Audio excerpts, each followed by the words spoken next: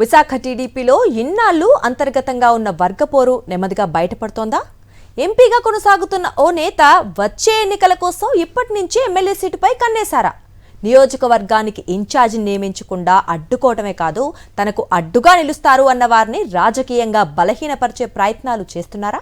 Visakha MP Bharat ఎంపీగా ఉంటూనే వచ్చే అసెంబ్లీ ఎన్నికల్లో ఎమ్మెల్యేగా పోటీ చేయాలనే లక్ష్యంతో ఇప్పటి నుంచే రాజకీయ వ్యూహాలు అమలు చేస్తున్నారనే ప్రచారం టీడీపీ వర్గాల్లో బలంగా వినిపిస్తోంది. ముఖ్యంగా విశాఖ నార్త్ నియోజకవర్గం నుంచే బరిలోకి దిగాలని ఆయన భావిస్తున్నారనే చర్చ జరుగుతోంది. అదే కారణంతో నార్త్ నియోజకవర్గానికి పార్టీ ఇన్ఛార్జినే నియమించకుండా అడ్డుకుంటున్నారనే ఆరోపణలు కూడా వినిపిస్తున్నాయి. నియోజకవర్గ నాయకులంతా కలిసి పార్టీ అధిష్టానం వద్ద ఇన్ఛార్జిని నియమించాలని కోరుతున్నప్పటికీ ఎంపీ భరత్ మాత్రం అందుకు అంగీకరించడం లేదని పార్టీ వర్గాలు చెబుతున్నాయి.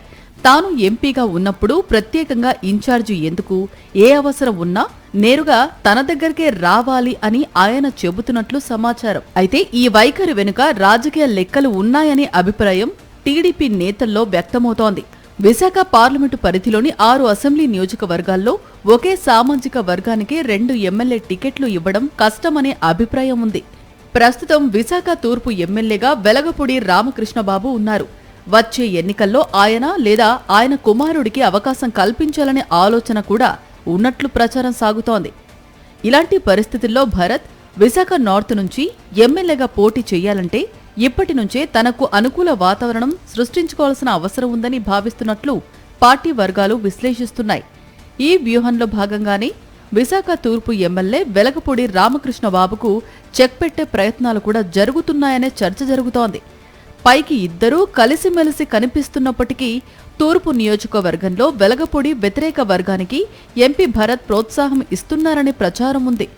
వచ్చే ఎన్నికల్లో మీకే అవకాశం వస్తుందంటూ ప్రత్యర్థి వర్గ నేతలను తనకు దగ్గర చేసుకుంటున్నారని, గత నెల రోజులుగా వారితో వరుస సమావేశాలు కూడా నిర్వహిస్తున్నారనే ప్రచారం పార్టీ వర్గాల్లో చర్చనీయాంశమైంది. వచ్చే ఎన్నికల నాటికి ఒకవైపు వెలగపూడి రాజకీయ బలాన్ని తగ్గించడం, మరోవైపు తాను విశాఖ నార్త్ నుంచి పోటీ చేయడానికి మార్గం సుగమం చేసుకోవడం ఇదే ఎంపీ భరత్ వ్యూహమని రాజకీయ విశ్లేషణలు వినిపిస్తున్నాయి.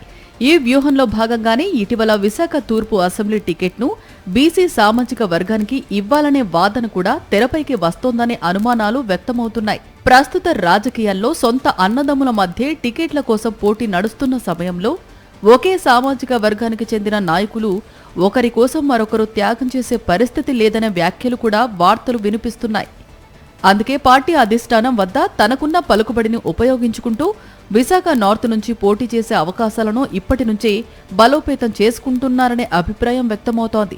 అయితే ఎంపీ భరత్ రాజకీయ వ్యూహాలకు 4 సార్లు ఎమ్మెల్యేగా గెలిచిన వెలగపూడి రామకృష్ణబాబు తనదైన శైలిలో ప్రతివ్యూహం రచిస్తారా, లేక పరిస్థితులను మౌనంగా గమనిస్తారా అన్నది ఇప్పుడు విశాఖ టీడీపీ రాజకీయాల్లో ఆసక్తికర చర్చగా మారింది. మరిన్ని అప్డేట్స్ కోసం ఛానల్ను సబ్స్క్రైబ్ చేయండి. నోటిఫికేషన్స్ కోసం బెల్ ఐకాన్ పై క్లిక్ చేయండి.